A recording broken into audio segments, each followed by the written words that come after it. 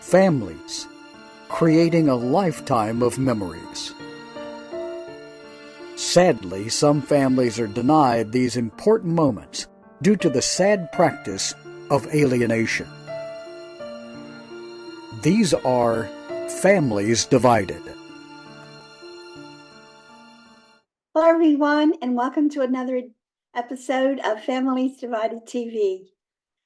Average parents have normative strengths and weaknesses, challenges and gifts, flaws and fortunes, and peaks and valleys in their parenting lives. However, those normative features, when placed into the alienation vortex, are spun into a false narrative used as justification for children's resist and refuse dynamics towards the targeted parent's parenting time. By exposing the spectrum of average range parenting regarding career challenges, parental disciplinary and caregiving practices, personality traits of parents, sentinel events, etc., we will have greater awareness and less defensiveness to better present ourselves to legal and mental health professionals when navigating parental alienation. In tonight's episode, Randy Flood will discuss all this with us, and it's really a great episode. You may want to take notes. We're going to be right back with Randy Flood right after these important messages. Divorce and co-parenting are a major life interruption for families, especially the kids, but also for parents and grandparents. And it's even worse in blame-filled, high-conflict cases.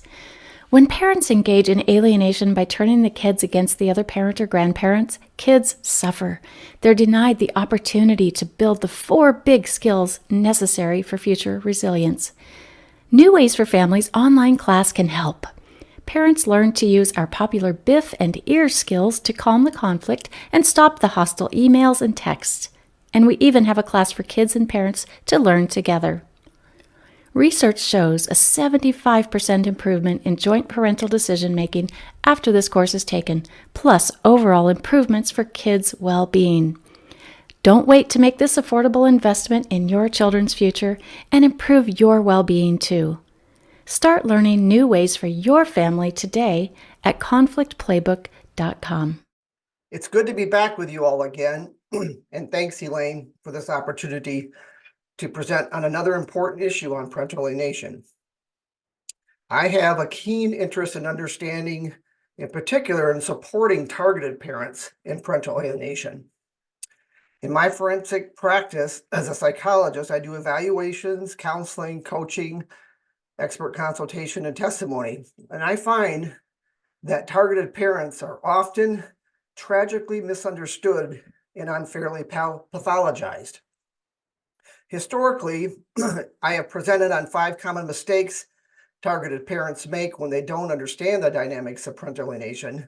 And additionally, most recently, I've elucidated the top 5 dilemmas targeted parents often find themselves stuck in with no-win outcomes. This presentation will illuminate how targeted parents are often misunderstood or even pathologized for being average range parents, good enough parents, and sometimes even exemplary parents within the stressful conditions in which they parent and co-parent. Average range parents have strengths and weaknesses, challenges and gifts, flaws and fortunes, and peaks and valleys in their parenting lives. We have to remember they are human beings. However, when these features are placed into the alienation vortex, they are spun into a false narrative used to justify children's resist-refuse dynamics toward the targeted parent's parenting time. By becoming more aware of this spectrum of average range parenting today, we will be less defensive, hopefully, and better able to present ourselves to legal and mental health professionals when we are navigating the turbulent seas of parental alienation. In my experience, working with targeted parents, that they find themselves often in untenable situations without a map or guidance. They often feel alone, or worse, they begin to question what is real. This is especially true when the legal and mental health professionals involved in their case become unwitting accomplices in the alienation dynamic. Those very professionals lose their coordinates of what consists of average range parenting, assigning any challenges in rough parental seas as dangerous and unsafe for parent-child voyages. Targeted parents become adrift, off course, from where they imagine journeying with their children. This presentation helps right the ship and put targeted parents on course to proper self-advocacy, hopefully with more winds in their sails. As a society, children typically don't reject good, loving, average-range parents, do they? Also, most of the general public, even professionals, know very little, if anything, about alienation dynamics. So when children are rejecting their parent, the typical reaction, often spoken, is, "You must have done something to cause your children to reject you. Otherwise, children just don't reject their parents."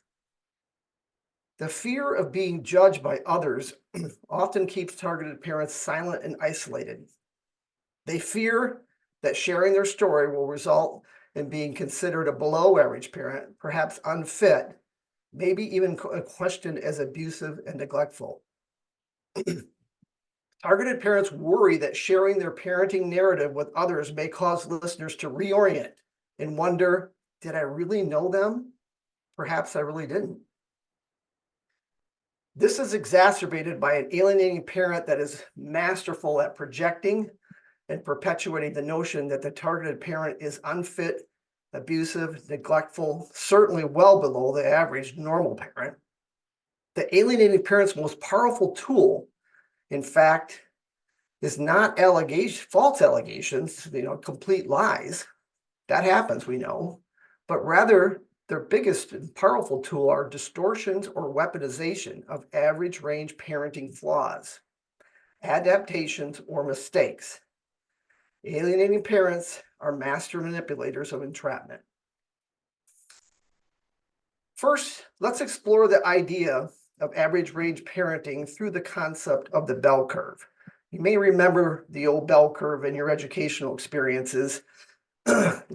It's that normal distribution, right? And then the bell curve is the normal distribution for how people deviate from the mean or the average, with one standard deviation from the mean toward above average and one standard deviation from the mean toward below average. We have 68.2% of the general population of parents in this, what we would call normal range. This range is considered average, slightly above average or slightly below average, again, in a normal distribution of just a general population of parenting. At two standard deviations on both sides, we have another 27.2% of the general population. These parents are above or below average with various gifts and flaws. The above average parent stands out in the crowd as good parents. The below average parents can struggle and often need education, coaching, and counseling to improve their parenting skills. Nevertheless, these struggling parents who are in intact families, for better or for worse, often still have full custody and parenting time, or perhaps are engaged in some type of rehabilitation process. I say this not to justify or condone bad parenting, but to make the point that parents don't have to be perfect to parent, just good enough. It is also important to note that some of these below average parents are parenting difficult children, and they need specialized parenting skills in order to be good enough. The remaining 4.6% of the parents on the bell curve, now 3 standard deviations, at the tail ends of the curve are either significantly flawed or outstanding or exemplary. The significantly flawed parents often expose children to dangerous and debilitating neglect and abuse. These parents are investigated by CPS, substantiated for abuse and neglect, and sometimes have their parenting rights terminated if they refuse to engage in rehabilitation. At the other tail end of the bell curve, we find the exemplary parents. It is good to remember that real good parents still have issues and deal with calamitous, stressful events in their lives, but how they respond is mostly exemplary, mostly thoughtful, and often loving. I have worked with many targeted parents with parental access problems who I put actually in this category of exemplary. Why?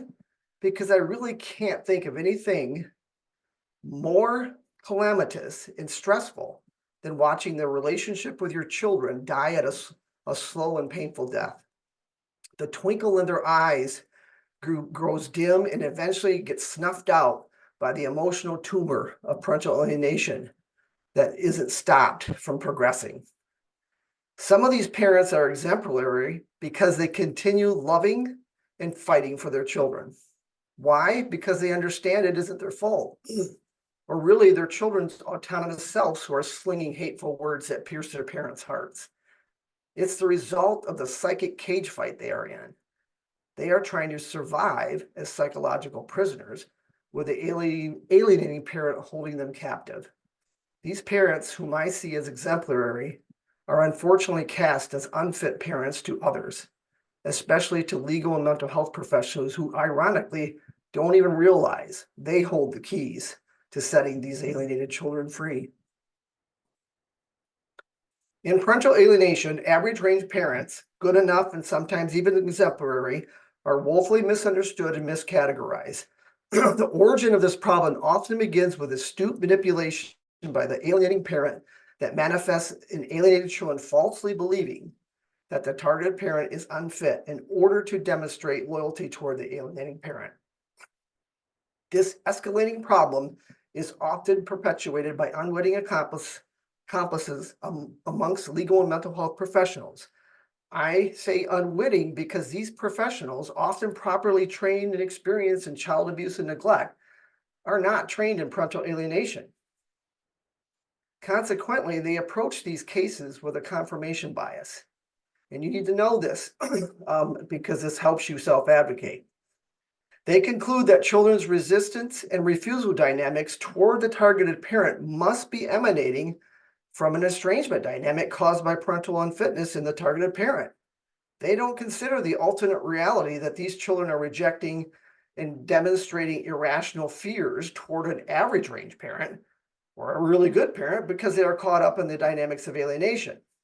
Legal and mental health professionals often first learn of parental unfitness concerns due to allegations from alienating parents or alienated children.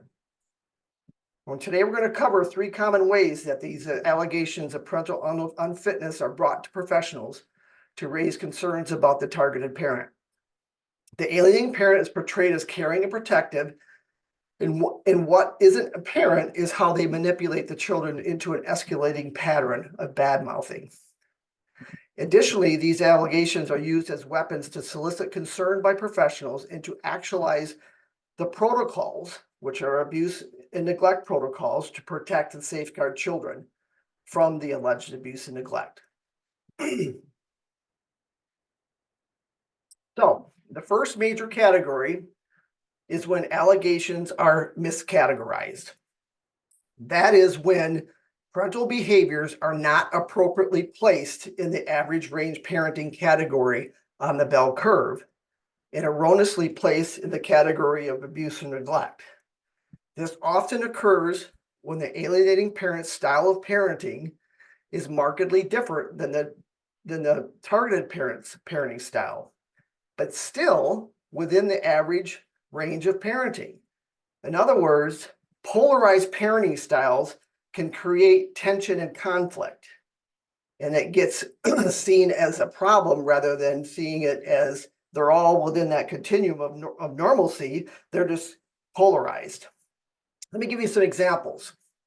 The alienating parent has a laissez-faire, child-centric parenting style, and the targeted parent may have is miscategorized as authoritarian, punitive, and abusive, when in fact, the targeted parent is just merely more structured, more ordered, and more disciplined. So you can see it gets miscategorized rather than seeing it as a polarity or a difference. Or in the allegation that the targeted parent does not support the children's health problems and refuses treatments, when really, in fact, the targeted parent is just more conservative about medical and mental health interventions. They're not quick to jump into using high-powered psychotropics for a 10-year-old or 11-year-old. They want to get them outside and make sure they're spending time with their friends and not as much screen time. And they're just more conservative about interventions, not taking the kid to the doctor for every sniffle and only go there just when it seems like they're running a fever or something. So again, these polarities are established within normalcy, but the alienating parent makes the targeted parent look like they're neglectful. Another example, targeted parent does not provide the children proper food. The children are suffering from food scarcity or abusively forced to eat unwanted foods, when in actuality, the targeted parent serves different food, maybe ethnic food or not just run-of-the-mill food, and has maybe stricter expectations for nutritious foods or doesn't have junk food around the house. And again, the child comes home and complains and spins it into this narrative that the parent doesn't care, there's no food to eat, and that's a ubiquitous complaint, often in alienation. Another example, targeted parent does not support the children's extracurricular activities. It is neglectfully isolating and oppressing them. On the contrary, the targeted parent just has different beliefs or values relative to the demands of travel sports or how busy children should be outside the home compared to the alienating parent. Again, those polarities don't get recognized. They just get one parent's right and the targeted parent's wrong. Lastly, the children's resist-refuse dynamics toward the targeted parent is reflexively attributed to the targeted parent's parental unfitness, which it could be, but in parental alienation, this confirmation bias becomes what is called a fundamental attribution error. Let's digress for a moment. Imagine if we defaulted and committed fundamental attribution errors with children who had resist and refuse dynamics to daycare. They didn't want to go to daycare, so we assume there's something bad about daycare. They don't want to go to nursery care and faith communities, so you have to take them into sanctuary because the staff in the faith communities are bad or something. Going to school, bad teachers, staying with extended family, me and Uncle Henry. Going to sports practices, the coach is terrible. Again, you can see engaging with a tutor, going to a youth group, piano lesson, getting vaccinations, engaging in swimming lessons. You get the picture. We know that children can have irrational fears and avoid approaching activities or social engagements for a variety of reasons. Because it is novel, because it is unfamiliar, they are being difficult, or perhaps it's just challenging for their temperamental proclivities. Also, a fundamental attribution error is at risk of happening when one assumes children are afraid of and resisting what or who they are approaching, rather than from what or who they are leaving. Oftentimes I see this in my evaluations. There's just this fundamental concept that if children are exhibiting fear at an exchange, they're exhibiting fear toward the parent they're approaching rather than the parent that they're leaving. Growing up and maturing from childhood into adulthood entails a succession of overcoming fears, insecurities, and resistances, and leaving a secure and familiar place or relationship to something new and strange. And divorce happens to be one of those successions for at least half the children in most developed countries. So there's going to be challenges. And rather than pathologize it or assume it's something wrong with a targeted parent, these things need to be looked into more thoroughly. So rather than assuming that children's fears and resist and refuse dynamics to parenting time with non-custodial parent is attributed to the non-custodial parent's fitness or the attachment to that parent, we must realize that children can also fear and resist leaving the custodial parent. In parental alienation, this is weaponized and exacerbated. The more the alienating parent can stoke the children's fears and increase the resist and refuse dynamics and cultivate an enmeshed relationship with the children, which is then miscategorized as close, the more they make the case that the targeted parent is unfit.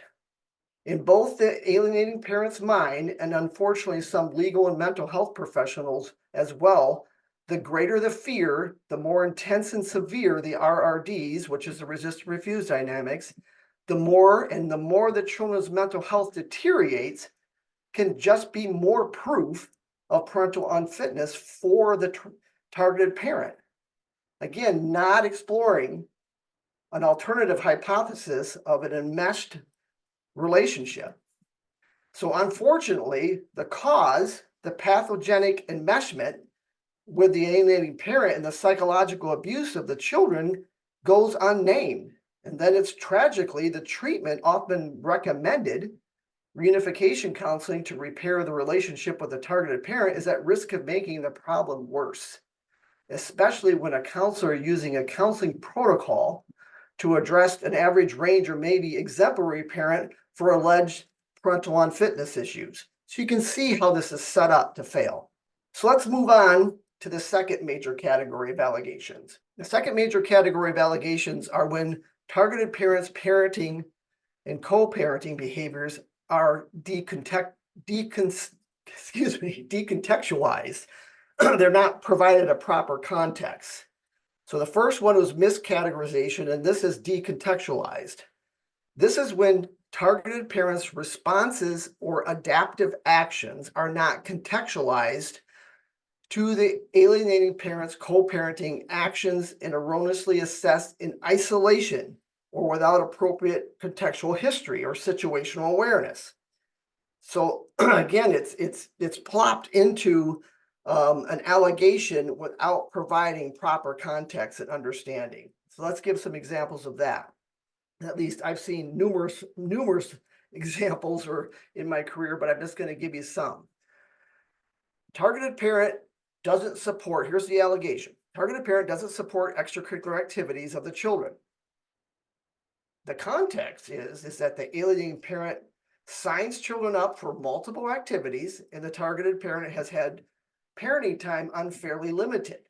So consequently, the targeted parent preserves what little parenting and family time he or she has and refuses to participate in all these extensive extracurricular activities that the alienating parent strategically is signing them up for to set this up. Again, masters at entrapment.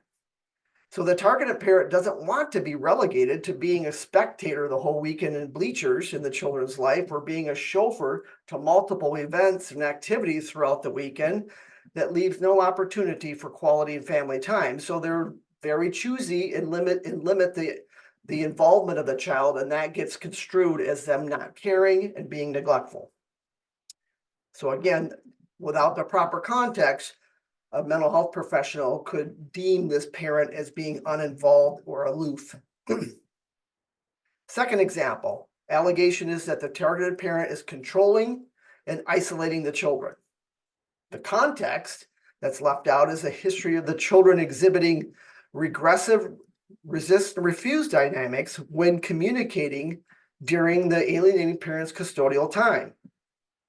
When communicating during the targeted parent's custodial time, and it takes a lot of time for the children to recover and become re-engaged again.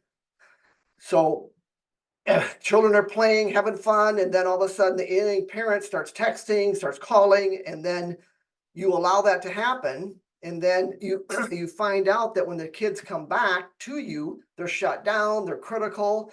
And so logically you say, if I can reduce the amount of access that the children is having to alienating parents, who is trying to steal the children's heart and head from you while they're in your custodial environment, then you have a chance of being able to preserve that attachment and connection and keep it sustained rather than having it stolen away from you. And so you restrict, and then that gets seen as being controlling and isolating the children.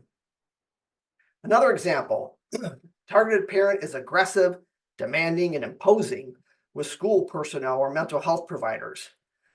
Here's the context. A targeted parent assertively requests access to the children's lives and wants to be involved, as they have been historically denied access or ignored due to the alienating parent setting the table for the professionals and taking the kids to first day of school or the pediatrician or whatever, and told false narratives about the targeted parent. And then these professionals are very leery and are reluctant to engage with them. And so, which would be expected, if you have legal custody, shared legal custody, you're going to be upset by that.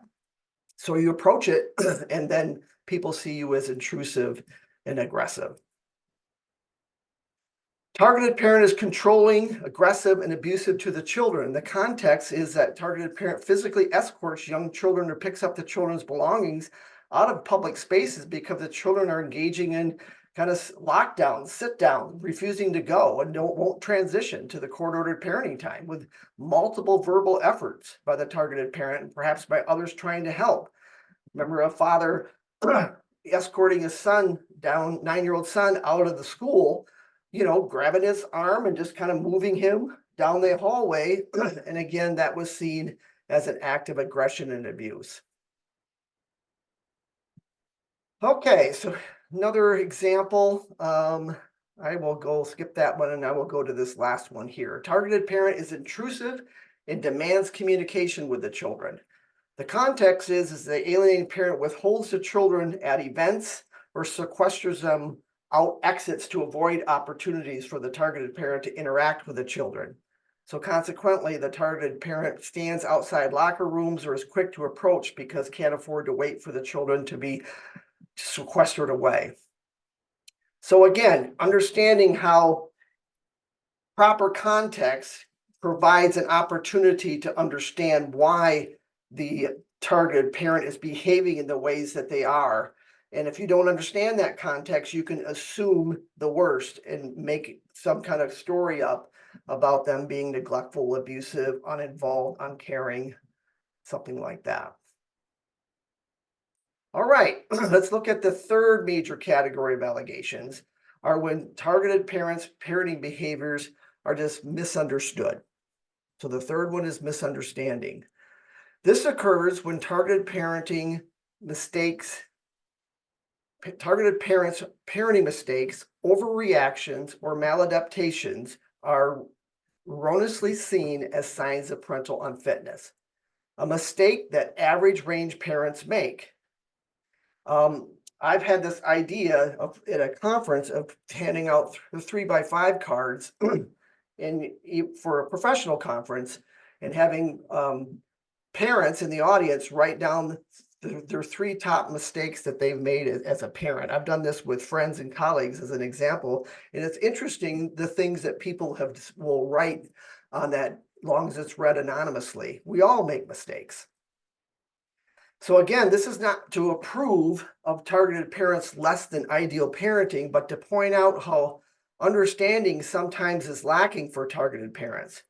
For example, we provide empathy for parents raising children who are on the autistic spectrum, children with ADHD, children that are temperamentally difficult, adolescents who are ODD, oppositional defiant, acting out with drugs, getting involved in criminal behavior. And as legal and mental health professionals, we often first understand and empathize with parents of challenging children, and then second, we then provide them with education, coaching, counsel, and support. We work with the children to get to the core of the problem in those situations so that their difficult behaviors are minimized, ameliorated, and better managed. Unfortunately, we don't do this well, or sometimes at all, with targeted parents of parental alienation. Instead, we judge, we don't offer them support, and worse, we assign the alienating parent as the caring and protective parent, while we embolden the children to feel entitled and disrespectful to targeted parent and justify their behaviors by blaming the targeted parent for being unfit or inadequate as parents. So let's go through some examples of some I've seen of how targeted parents have been misunderstood. So the allegation that targeted parent doesn't care and is neglectful because of dropping off the adolescent child at a local fire station to have the alienating parent pick up due to the adolescent's aggressive and defiant behavior toward the targeted parent and exposing younger children in the car. What is missed is that this is a desperate response to an adolescent child who was engaged in an escalating pattern of severe defiance and combativeness when picking the child up for parenting time from the targeted parents for targeted parents' custody. And again, this was when it was alleged, it made it sound like, oh, he's just like riding down on a Sunday afternoon and just throws the child to the fire department. But when I learned what happened is that there was multiple exchanges where the adolescent with the 2 younger siblings was getting increasingly more and more combative And there was some aggression in the car, and the parent deemed it was dangerous, so he just called the other parent, and then the firefighters supervised while they went 2 miles away, picked up. And again, you could say, well, that wasn't the best idea, but still, again, trying to understand the circumstance rather than assuming that this is just a parent who drops kids off on the side of the road kind of a thing. Another one, targeted parent is invasive, doesn't respect privacy, and is surreptitiously recording the children. This is a response to a long-standing pattern of false and distorted allegations of abuse and neglect by the targeted parent. The targeted parent desperately is trying to capture reality in actual audio-visual footage to counter the false narrative of abuse and neglect and the children's alleged unhappiness or dissatisfaction. So again, I've reviewed audio-visual equipment and evaluations where a parent just puts on their smartphone a recording of their routine of what was the best thing that happened to you during the day and what was the worst thing that happened to you today. And it's just a natural thing they did during dinner time to have the kids talk about that. And they went on and on about all the fun activities they engaged in, and there was lots of giggling and laughter and banter back and forth. But when they came back to the counselor after parenting time, they only told horrific stories, had no fun whatsoever. And again, without that AV evidence as an evaluator, I might not have been able to verify that. Here's another one. Targeted parent is identified in a police report as being belligerent and angry. The situation was that the alienating parent called the police when the targeted parent wouldn't let the adolescent child drive the younger siblings home prematurely during his custodial time. The targeted parent has faced this frustrating pattern and is trying to disrupt it. The police arrive, propose allowing the children to go to the alienating parent's home for a cooling off period. The targeted parent attempts to explain to the police in anger and frustration that this isn't helpful. It emboldens the adolescent to defy his parental authority and is against the court order. Nonetheless, the children are allowed to go to the alienating parent's home, and the officer writes up the report describing the targeted parent's angry and uncooperative demeanor, which then gets used in litigation. So again, just not understanding the context and the reason for the reactivity. Another one, the targeted parent willingly requested to decrease his own parenting time, and thus this illustrates not wanting or caring for the children. In reality, this was done as a temporary adaptation, waiting for the results of a family forensic evaluation and an evidentiary hearing due to wanting to protect self from multiple false allegations and numerous investigations. The targeted parent has hope that the evaluation and evidentiary hearing resolves the core problem of alienation, accepted a temporary reduction in parenting time to protect self and children. And again, gets misconstrued as neglect. So lastly, last example I'll give is a parent has an extramarital affair causing family dissolution through divorce. The children are now chronically categorized as traumatized by the parent who had the affair and abandoned the children. So this is the bad parent now, the targeted parent. What the actual history was in this particular case is that the parent who had an affair was a domestic violence survivor who, in her vulnerability and desperation, had the affair and used it to escape a controlling and abusive partner in marriage. And again, I'm not saying that's the solution for domestic violence is having an affair, but again, that gets categorized or put into this, this is the problem, the targeted parent's affair, and that's why the children don't want to spend parenting time, because they are traumatized by the dissolution of the family, and that mom was considered the culprit for it. So I liken this phenomenon of misunderstanding, blaming, and pathologizing targeted parents to how we treated battered women for decades before psychologist Lenore Walker first conceptualized the battered wife syndrome in 1979. I submit, you remember that? That was, they used to just say that these battered women had mental health problems, substance abuse problems, poor parenting, and they didn't understand the oppression that took place of what it was like to be a battered wife. And so Leonore Walker talked about the psychological implications, and they stopped being pathologized and understood. So I submit that we need to educate legal and mental health professionals and the general public, perhaps on the battered parent syndrome and parental alienation. Incidentally, when we stopped blaming and began supporting victims of domestic violence and began working as a community to hold batterers accountable with new laws and intervention programs, we finally began making progress on addressing this societal ill. I submit we can do the same for parental alienation, but unfortunately, we are decades behind in the court and mental health community in truly addressing this societal cancer that is destroying children, targeted parents, and their relationships. In fact, parental alienation is now recognized as a form of family violence, as it should. And in the latter example that I just gave, parental alienation just became a post-divorce tactic and a pattern of abuse and control.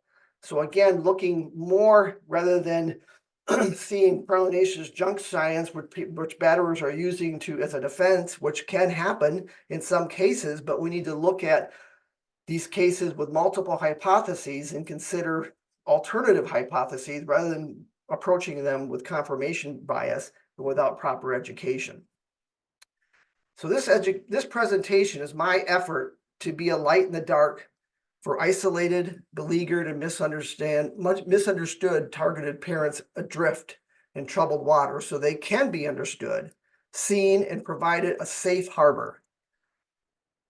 I also commit to shining a spotlight on parental alienation as a forensic family evaluator, parenting coordinator, reunification counselor, parenting coach, or expert consultant. I am planning right now, using some of these ideas I'm sharing with you today, to publish a book, self-help book for targeted parents, as a resource, and hopefully it will provide education also for mental health and legal professionals. I encourage targeted parents to protect themselves with well-attuned skills. This includes defending themselves against the three major categories of allegations, including professionals, but without being defensive.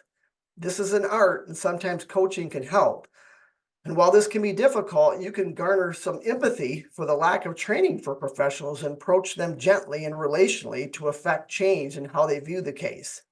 This can include offering resources, but again, getting professionals to pull up their anchor bias to see other pathways or courses of action can be difficult, so I recognize that. You can also approach professionals with the insights gained from other presentations that you've heard on this channel, including my two previous ones. For example, you can acknowledge to professionals maybe some of the 5 common mistakes you've made when naively trying to respond to parental alienation, which I outlined in my previous presentation. And then you can also discuss with them the 5 common dilemmas that you find yourself in and help them appreciate your no-win situations. And then today you can discuss any allegations in your case while noting and explaining any of the 3 major categories of allegations I discussed in the presentation, and provide the proper context. Talk about the polarity and how you're within a normal range parenting and you're more conservative or more laissez-faire, and this is all part of what's going on in America, rather than seeing yourself as somehow neglectful or abusive. When possible, engage professionals trained in parental alienation or bring in consulting experts to help educate and advocate. And I know this costs money to get experts involved. That's why I put in the caveat of when possible. A final word to professionals. Rather than looking at the symptoms of the disease, targeted parents' reactions, counselors and courts need to focus on the disease of parental alienation that is causing symptoms in the children and in targeted parents. It is my earnest hope that when we understand and smartly and effectively respond to alienation dynamics as a targeted parent, we work to control ourselves so to not personally contribute to the alienation progressing. However, I submit that is often not enough. Legal and mental health professionals, including courts, also need to step up, get educated, and respond with what works rather than what makes it worse. It is time that they look at what is average range parenting and not fall into these miscategorizations and decontextualizing, and look into this rather than making assumptions. It is time we use the keys to unlock alienating children from their psychological prisons so they can be free to love, not hate. And may it be so. Thank you.